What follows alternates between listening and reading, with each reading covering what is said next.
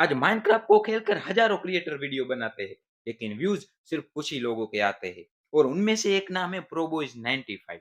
उनकी वीडियोस पर millions of views आना कोई बड़ी बात नहीं है। तो आज हम जानेंगे वो एक जीनियस मूव जिसने उनके चैनल का पूरा गेम ही बदल दिया।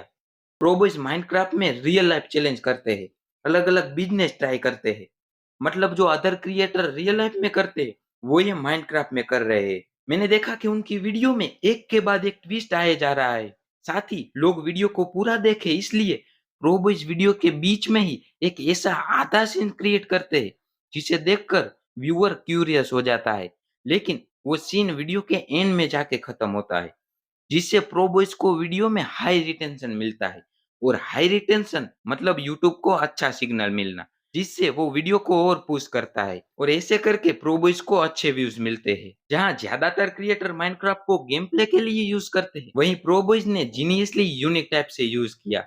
हो सकता है कि इस मूव ने प्रो बॉयज 95 को हजारों गेमिंग क्रिएटर से अलग खड़ा कर दिया हो, लेकिन कभी कभी गेम नहीं, गेम को दिखाने का तरीका ही सब कुछ बदल देता है।